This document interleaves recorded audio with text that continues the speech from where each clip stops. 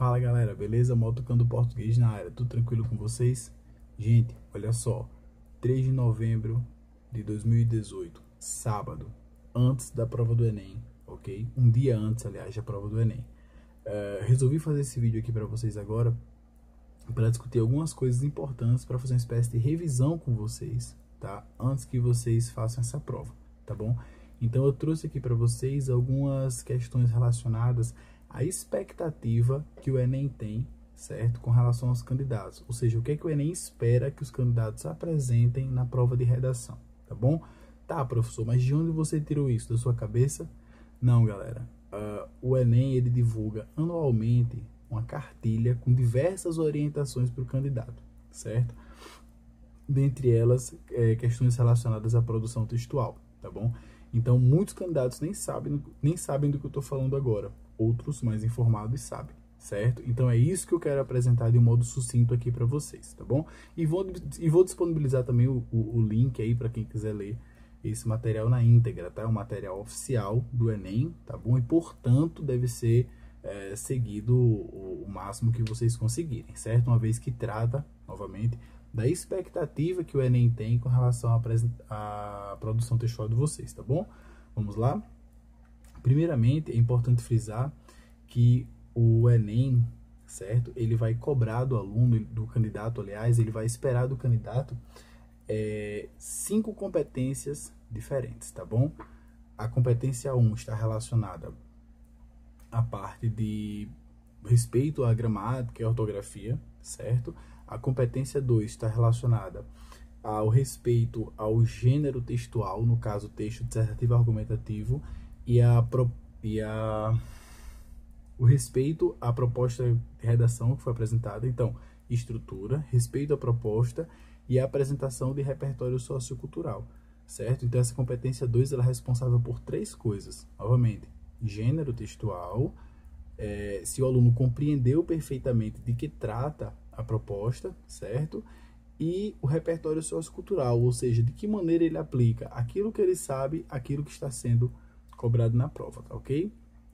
A competência 3, ela vai tratar dos argumentos apresentados para sustentar a opinião de quem está falando, ok? Então, esse é um ponto também muito importante, que vai subir muito a nota, certo? A competência 2 e 3, elas mantêm uma relação muito íntima, tá? Porque uma vez que a competência 2 avalia o repertório sociocultural, é exatamente seguindo a competência 3 que o aluno vai buscar apresentar esse repertório para o avaliador, ok? A competência 4, ela diz respeito à coesão e coerência textual, certo? De que maneira o aluno organiza e apresenta suas ideias, tá? E a competência 5 é a tão famosa proposta de intervenção, certo? Ou seja, de que maneira o aluno vai buscar solucionar aquela problemática que está sendo tratada na proposta de redação, ok? Então, deixa eu comentar cada um desses aspectos brevemente. Eu trouxe aqui, vou fazer uma pequena leitura para vocês certamente de alguns pontos, tá? Dessa cartilha. O que eu quero mostrar para vocês é que tipo de redação, né? O que é que o Enem espera, certo? Para poder atribuir a nota máxima em cada uma dessas competências, tá bom? Então, na competência 1, ele vai dizer o seguinte, que o aluno demonstra excelente domínio da modalidade escrita formal da língua portuguesa e escolha de registro, ou seja, ele domina bem a língua portuguesa, a norma culta, certo? Aquela que a gente aprende na escola, tá bom? E praticamente não erra. E quando erra, esse erro não é frequente. Então, vamos supor que lá na introdução, o aluno apresentou um erro de concordância, certo? Mas ele é único no texto. Então, isso não vai deduzir nota, tá? Agora, se ao longo do texto inteiro o aluno apresenta diversas falhas de concordância, aí sim ele vai ter sua nota reduzida, tá? Isso se refere também a todas as questões gramaticais. Então, quanto mais erros gramaticais, menor a nota, certo? Tá, professor, isso eu sei, isso é óbvio. Agora, como eu vou errar menos? Gente, revisem o texto de vocês, certo? Vocês são os principais responsáveis pela revisão, não tem outra pessoa, tá? E às vezes é só nervosismo. Então você vai lá e escreve, por exemplo, as casas e passa direto. Ora, se você não for lá no seu texto e ler as casas, você não vai perceber que há um problema ali. Então a maioria dos problemas nós mesmos somos capazes de perceber que tem algo errado, né? Então essa é uma dimensão importante para que vocês observem, certo? Façam a revisão do texto de vocês antes de passar para a folha definitiva, tá? Competência, fico sem ar porque estou tentando falar o que eu falo em um ano aqui, em poucos minutos, certo? Vamos lá. Competência 2, o que trata? Primeiramente, respeito àquilo que está sendo trabalhado, tá? Como assim respeito? Vamos supor que o tema cai, a questão, para retomar o tema do ano passado, os desafios para a educação de surdos, algo assim, tá bom? Vou falar superficialmente. Se a pessoa falou só sobre acessibilidade de um modo geral, ou de deficientes de um modo geral, houve aí uma dedução nessa competência 2, porque não é disso que ele está tratando. Ele está tratando especificamente dos surdos, tá? É o que na linguística nós chamamos de recorte temático. Ou seja, tem um tema geral, no caso, acessibilidade, tá? E dentro desse tema há um recorte, que é a questão dos surdos. O texto, a proposta textual está pedindo para você tratar dos surdos. Então você não vai falar de outra coisa, a menos que você vai exemplificar, mas você não pode perder esse viés, tá? É a competência 2 que vai avaliar isso. A competência 2 vai avaliar também o seu respeito à estrutura textual, certo? Então, qual é a estrutura do texto, professor? Texto dissertativo argumentativo. Então, um texto que precisa ter introdução, desenvolvimento e conclusão. Ponto. É um texto que precisa ser impessoal, tá? Ou seja, ou primeira pessoa do plural, certo? No caso, nós, ou então, agora esqueci o nome, poxa. Ou então você tentar deixar a pessoa do texto indefinida, certo? Essa é uma dimensão importante. O texto não pode ser pessoal. Você não pode dizer eu acho que, eu penso que, tá? Isso aí seria a primeira pessoa do singular, tá bom? Então, uma dimensão importante. Você precisa seguir essas características do gênero. E a outra característica outro aspecto, né? Outra dimensão dessa competência 2 diz respeito ao repertório sociocultural. Ou seja, você tem um tema, tá? E de que maneira você consegue relacionar o conhecimento que você já tem com aquele tema que está sendo proposto, certo? Então, isso é repertório sociocultural. Todos nós temos algum, certo? Algumas pessoas têm mais leituras, outras menos. De um modo ou de outro, todo mundo sabe alguma coisa. E a questão do repertório sociocultural, ela vai observar de que maneira você relaciona aquilo que você sabe com aquilo que está sendo proposto, certo? Ou seja, trata-se do quanto você vai se distanciar, certo? Dos textos motivadores e vai apresentar aquilo que você conhece, ok? A terceira dimensão, galera, a terceira competência, ela diz respeito aos argumentos apresentados, tá? Como é que é isso, professor? Qualquer afirmação que você vai fazer, você precisa sustentá-la em algum argumento. Citação de autoridade, dados quantitativos, fato histórico, certo? Comparação, exemplificação, confrontação, tá? E aí você precisa sustentar alguma afirmação em alguma estratégia argumentativa, tá bom? O que quer dizer texto dissertativo argumentativo? O texto que você vai escrever, ele é expositivo e opinativo. Então você precisa apresentar alguma informação, depois comentar essa informação, certo?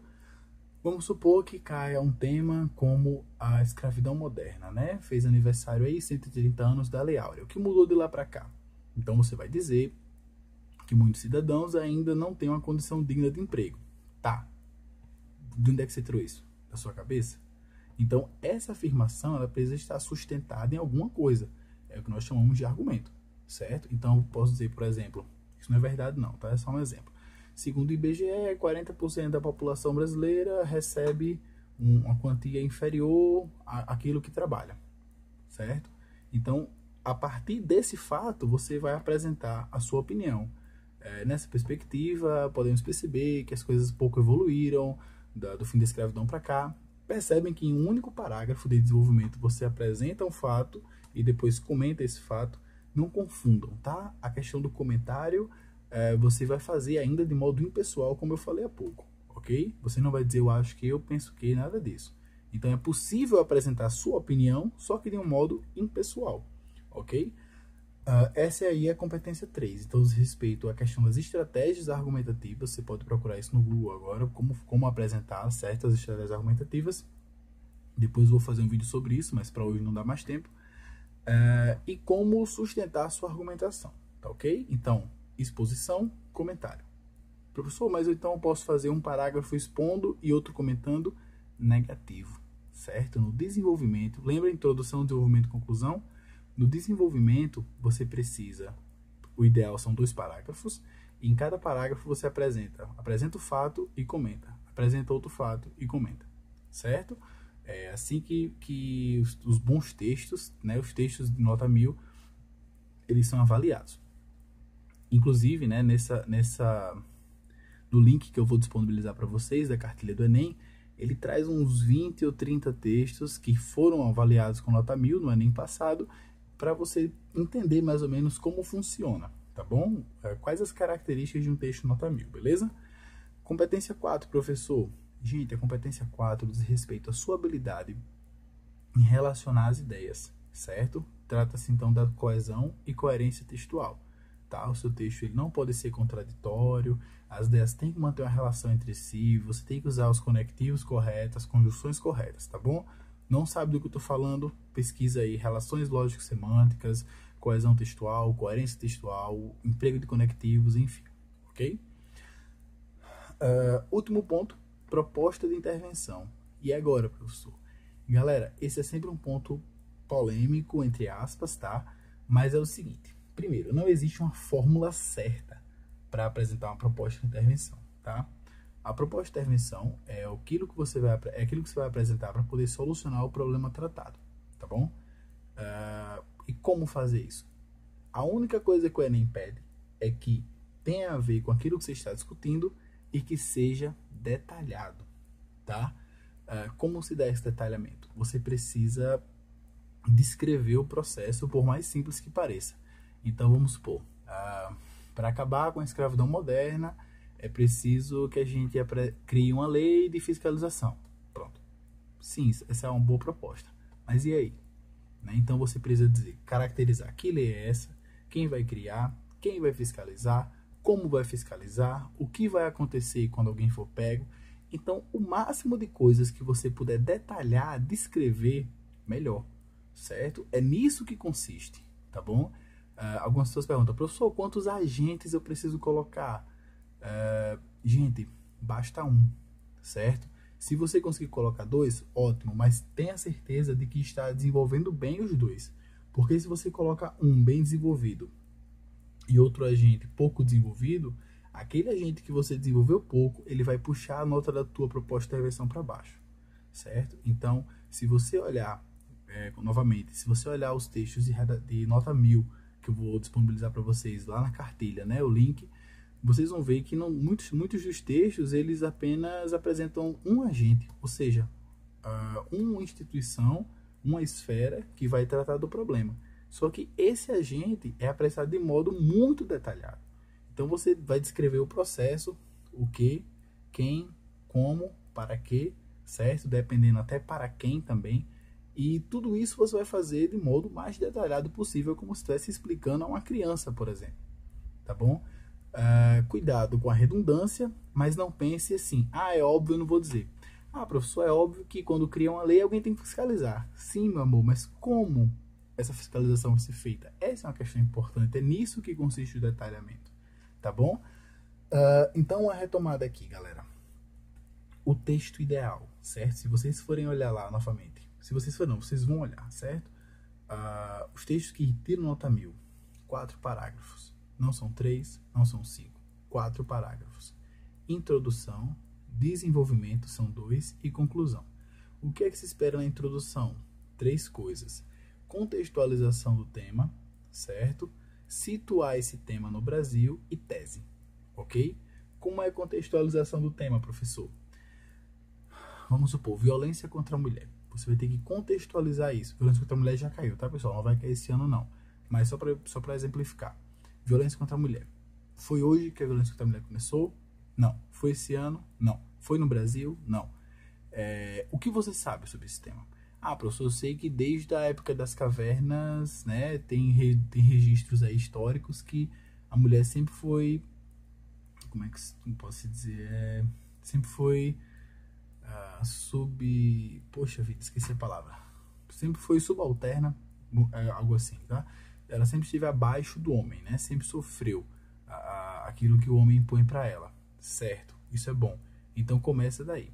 Então, desde os primeiros registros históricos, é apresentada a mulher como sendo subserviente ao homem, e isso gera sofrimento, blá, blá, blá, blá, blá. Pronto, você contextualizou. Só que essa contextualização aí, ela propositalmente é global, ou seja, vai tratar o tema de um modo amplo. Mas o Enem, galera, sempre é Brasil. Tem que ter Brasil ou alguma referência ao Brasil no teu texto. Por quê, professor? Porque senão você vai tangenciar, certo? Isso tem lá na cartilha também, você vai tangenciar, tua nota vai lá para baixo, porque você não pode falar do tema de um modo amplo, né? A violência que a mulher brasileira sofre é diferente da violência que a mulher suíça sofre, é diferente, por sua vez, da violência que a mulher etíope sofre, tá? Então você precisa contextualizar a questão do Brasil, isso se aplica a qualquer tema, beleza? Então, depois que contextualizou de modo amplo, você traz para o Brasil, certo? No Brasil, como é que isso acontece? Então, desde de muito tempo atrás, blá, blá, blá, blá, as mulheres sofrem violência sem cessar, beleza? No Brasil, especialmente no último século, tem subido o número de violência, assim por diante, ou talvez não tenha subido o número de violência, mas sim tenha subido o número de denúncias, certo? E aí você vai contextualizar esse tema dentro do Brasil, beleza? E, por fim, a última etapa daquele parágrafo, você vai apresentar a tese, certo? O que é a tese? É uma frase síntese que resume a tua opinião sobre o tema. Algo assim. Portanto, se essa situação não mudar, o mundo tende a entrar em calamidade. Pronto. Certo? Então, isso é um exemplo bem genérico para mostrar para vocês o que é a tese. É uma afirmação simples que traz alguma coisa que define o tema ali para você, certo? Que define a tua orientação argumentativa. E aí o teu argumento, os teus argumentos, aliás, eles vão partir dessa tese, eles vão defender, eles vão sustentar essa tese, tá bom? O desenvolvimento é o momento onde você apresenta os argumentos, tá? Então, o argumento, como eu citei há pouco, né? Você tem vários tipos de argumentos. Citação de autoridade, dados quantitativos, alusão a fato histórico, comparação, confrontação, exemplificação e assim por diante, certo? Então você primeiro vai apresentar a estratégia argumentativa e depois você vai comentar aquilo estabelecendo a relação com o tema, certo? Então vamos supor que você tem um dado quantitativo seguinte: depois da criação do número, ainda na discussão sobre violência contra a mulher, tá? Aliás, vamos pensar na questão do trabalho moderno, certo? Depois que passou-se a fiscalizar o regimes de trabalho, percebeu-se que inúmeras pessoas trabalham de maneira irregular no Brasil. Ponto. Tem opinião aí? Não, não tem nenhuma opinião. Isso é só uma exposição. Agora você precisa comentar, certo? Portanto, considerando que seria algo assim, portanto, considerando a quantidade de incidência, né, de casos em que pessoas trabalham em regime análogo à escravidão, isso é muito degradante para a população, blá, blá, blá. Então você apresenta o fato e depois comenta. Lembre-se, esse comentário ele não é pessoal, certo? É um comentário que parte de você, obviamente, mas ele precisa ser impessoal, tá bom? Então esse é o desenvolvimento, preferencialmente 2 parágrafos. Então um argumento e um comentário, outro argumento e outro comentário.